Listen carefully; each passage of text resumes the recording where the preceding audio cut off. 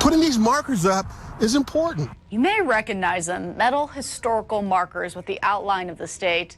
There are nearly 750 of them installed statewide, and about 80 of them are dedicated to Black historical topics. In honor of Black History Month, we spoke with the man behind 3 of them so far. I'm an archive rat. I love the archives in the library. Curiosity cultivates results for Army veteran Leon Bates.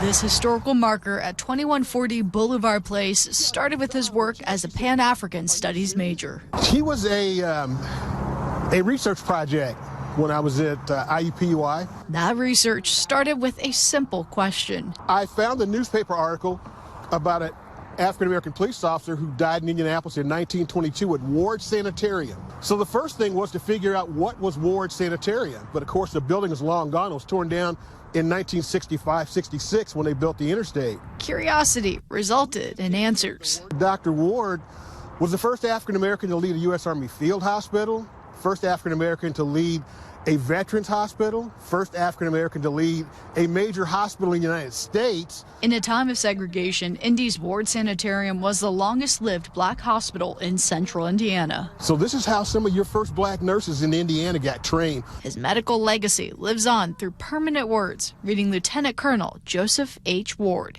MD. His story had gone basically untold until I had stumbled into it and then sent the application to Casey and Nicole. Those are the women behind the historical marker program, and they know Bates's research.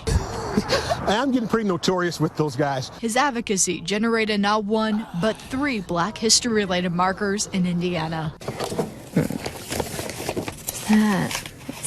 That right there is Dr. Ward. This is the extensive file behind Dr. Ward's marker. Allows you to track their life, and that's really interesting. Casey Pfeiffer and Nicole Politica took Bates's robust applications and verified all the information. They spent a year cross-checking references, vetting it for statewide significance and primary sources before each word is cast in aluminum. Go to the history reference room next. These markers date back to 1946. The language has changed, research standards have changed. New resources like Ancestry.com help put more Hoosier Black history into art. We continue to see the numbers grow. This past marker cycle, we're working currently on 16 new markers. 4 of those, so 25%, are Black history related. But there are many more Black stories to tell in the form of markers in Indiana. When you look at Indiana Avenue, the rich history that existed there, how much was, community was displaced for either the building of IUPUI, other areas of the city for highway development. So not that markers are the end-all, be-all, but they are one way that we can help to share that story of what may no longer be standing. Only about 10% of the completed markers are Black history related. We definitely need the public to apply for more markers that commemorate the civil rights movement, Black Power movement, because we've discovered through our research that, those events happened here. Markers only come to life when people like Bates apply. I'm honored that they trust me to do this research in an inclusive and accurate way. I was very careful when I researched it and wrote it.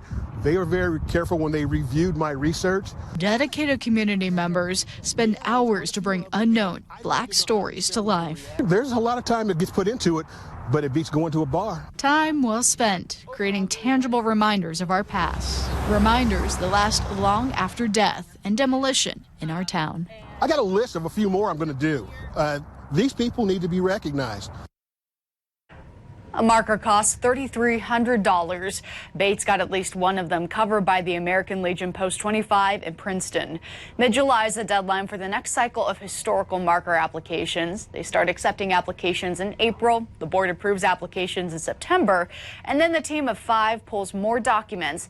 Then the following spring or summer, the marker is actually installed. For a list of every single marker they have, go to this story on WRTV.com for a link. You can make an appointment with the Historical Marker Program Director and others about making changes to current markers or new ones. There's a marker review report online if you want to give feedback. Pfeiffer also says they're working with the Black Heritage Preservation Program at Indiana Landmarks to get community feedback on Black history markers.